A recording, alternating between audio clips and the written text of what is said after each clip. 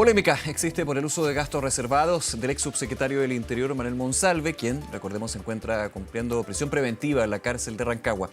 El actual subsecretario, Luis Cordero, aseguró que la rendición del segundo semestre deberá hacerla Monsalve, tras hallarse en la caja fuerte de su oficina poco más de 1 millón de pesos, de un total de 50 millones de pesos asignados a gastos reservados. Mientras tanto, hoy, en representación del diputado Andrés Celis, se presentó la ampliación de querella por malversación de caudales públicos en contra de Monsalve. Vamos a profundizar en este tema. Estamos para eso con el abogado Luis Eduardo Cantellano. Muchas gracias por acompañarnos, Luis Eduardo. ¿Qué tal? Gracias, Nicolás, por la invitación. Antes de ir a eso, porque aquí es una ampliación de querella, para quienes nos siguen a esta hora, ¿qué tiene la querella original, digamos?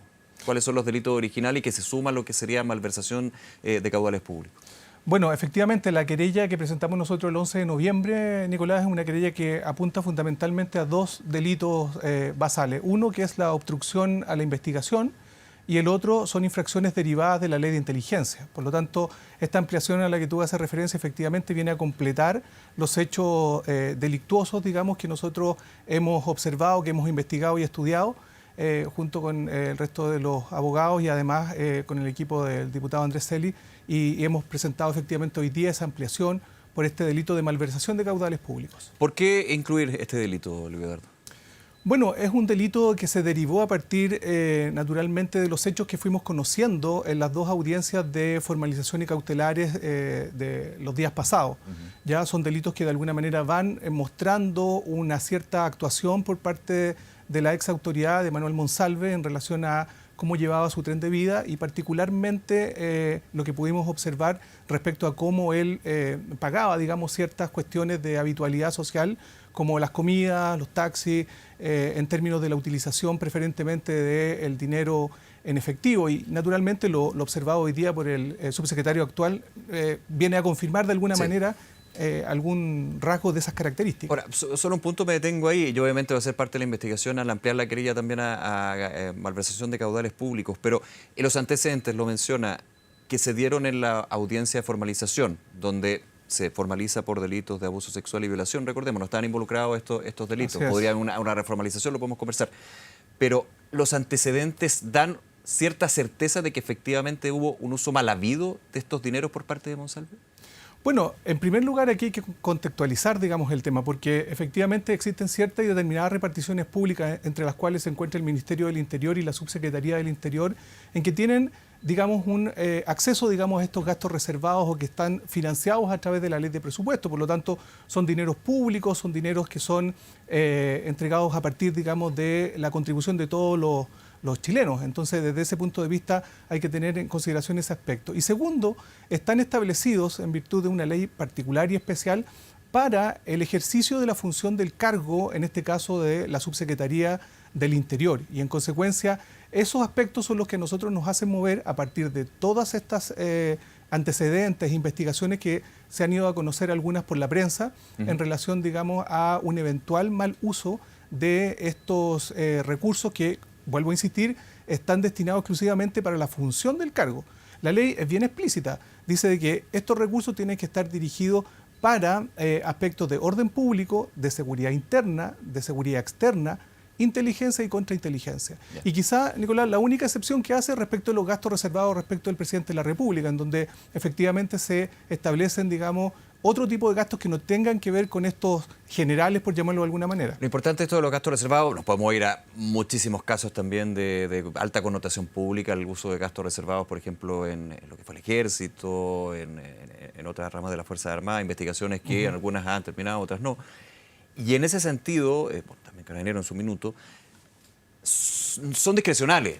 O sea, hay cierto accountability por parte de Contraloría, por parte de otras instituciones, pero no hay un detalle de en qué se usó. No es como cuando uno, por ejemplo, rinde con boletas. La boleta de lo que yo gasté en esto, no, pues es totalmente distinto. Finalmente, ese es el punto. Son muy discrecionales y a la vez son muy reservados, como dice el nombre. Son reservados, más que muy reservados. Porque tienen un objetivo que es bastante válido y necesario, digamos, en el Estado. Sí, es un objetivo institucional. Eso. Entonces, desde ese punto de vista, claro, se admite naturalmente esta reserva, este secretismo, pero eso no quiere decir, Nicolás, y esto es muy importante que la opinión pública lo entienda, no quiere decir que esos gastos reservados no admitan una responsabilidad de quien está de alguna manera garantizando el buen uso, porque si uno va a la finalidad efectivamente de los recursos es que están destinados para aquellos puntos que yo señalé anteriormente, pero también existe un deber de garante, por llamarlo de alguna manera, del buen uso del buen uso naturalmente, de las autoridades y sobre todo de los jefes de los servicios a quienes van dirigidos, digamos, estos gastos reservados. Por lo tanto, eso es muy importante y lo que señalabas tú... Y más tú, que el buen uso, perdona, Luis Eduardo, del correcto uso. Por supuesto, efectivamente, del correcto uso desde el punto de vista legal. Entonces aquí nosotros estamos advirtiendo, al menos existen sospechas y existen, digamos, presunciones plausibles de que aquellos montos efectivamente tuvieron un destino diferente. Y ese destino diferente va a ser el que la investigación que determine, digamos, el Ministerio Público, previa admisibilidad de esta ampliación de querella por parte del séptimo juzgado de garantía, tendrá que develarse. Pero al menos son antecedentes que incluso el actual subsecretario del Interior ya de alguna manera ha pronunciado respecto de la existencia de al menos 1 millón de pesos respecto de los últimos 50 que se habían remesado, digamos, a esta subsecretaría. ¿Hay algún tipo de diligencias que al ampliar esta querella, Luis Eduardo, ustedes como parte querellante contemplen dentro de la solicitud que puede hacer al Ministerio Público? Son diligencias que tiene que hacer ordenar el Ministerio Público, digamos. Sí, efectivamente. Nosotros como querellantes tenemos el derecho de sugerir ciertas y determinadas diligencias que sean conducentes naturalmente a la acción que estamos presentando. Y efectivamente las hemos hecho presente al juzgado de garantía. Ahora, evidentemente es el Ministerio Público quien tiene que adoptar en la práctica si estas diligencias considera que son conducentes y necesarias para esclarecer los hechos que revisten este carácter de delito de malversación de caudales públicos bajo una modalidad bien particular que es la sustracción de fondos públicos, ¿ya? Y en ese sentido hay una discusión de fondo en materia de derecho penal que se refiere, digamos, al ánimo o la intención de utilizar esos fondos, ya sea con una intención de devolverlos posteriormente o sencillamente utilizarlo para fines propios. Y en ese sentido se vincula mucho con lo que es la apropiación indebida. Ya. Y aquí diligencias como, por ejemplo, ya la primera que uno pensaría levantar el secreto bancario de las cuentas corrientes, digamos, de Monsalve. Ese sería el desde, ¿no? Si es que ya no se ha hecho, no lo sabemos evidentemente, uno entendería que no. Hasta el momento no sé nosotros... si ustedes tienen información como querellante. No, hasta el momento nosotros no tenemos información, no tenemos por razones naturales, porque no somos intervinientes a la carpeta investigativa del delito original por el cual se comenzó a investigar al ex subsecretario. Qué bueno que lo mencione y creo que es bueno aclararlo. Ustedes son parte querellante por estos delitos, pero no han tenido acceso a la carpeta investigativa porque la formalización, recordemos, es por delitos de índole sexual, de tipo sexual. Y esa carpeta investigativa se ha centrado en el trabajo de la Fiscalía en esto, no en estos otros, porque muchos podrían decir, bueno, así pero ustedes como querellante tienen acceso. No es así. Esperan tener, me imagino, acceso a la carpeta investigativa.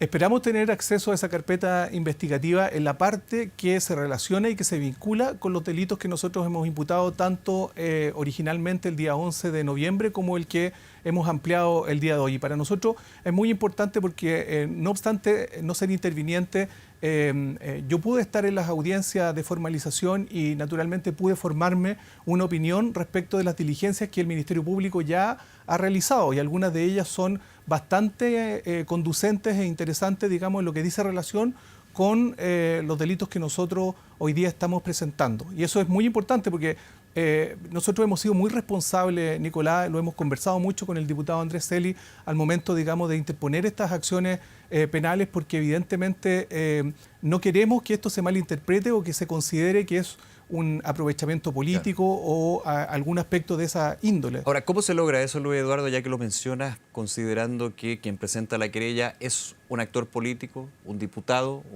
de oposición?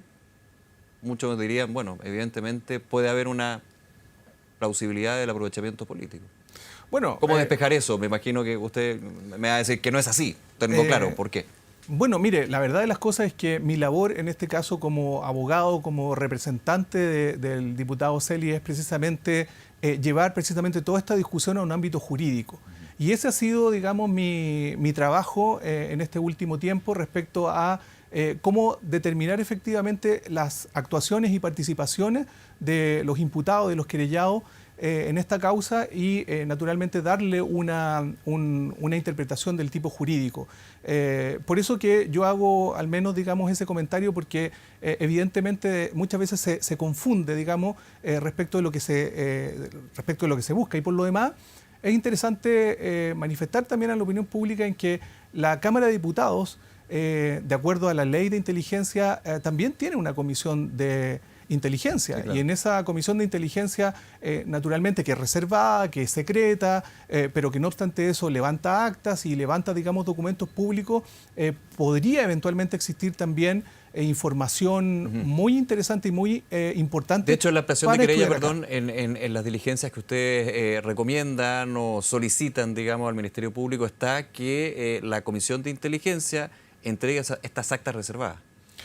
Efectivamente, claro. Porque naturalmente a nosotros como querellantes, e incluso ni siquiera a mi representado, el diputado Andrés Celi, tiene acceso, digamos, a esas actas porque son reservadas, secretas y son de índole de seguridad pública. Por lo tanto, hoy día... O sea, seguridad interior y seguridad pública. Exactamente, exactamente. Hoy día estamos hablando sobre un tema de seguridad, porque ni más ni menos las autoridades que están involucradas corresponden, digamos, a las máximas autoridades que tienen que velar precisamente por la seguridad en nuestro país, y por lo tanto interesa efectivamente el conocimiento de todos los antecedentes para efecto de que las autoridades respectivas, judiciales, naturalmente, determinen si hay una reformalización por estos delitos o bien, digamos, sigue un curso diferente. Luis Eduardo, estaba revisando la ampliación de querella y otra diligencia que ustedes sugieren es la declaración como testigos de otras autoridades de gobierno, entre ellos el jefe de asesores, Miguel Crispi, y también Carlos Durán. ¿Por qué?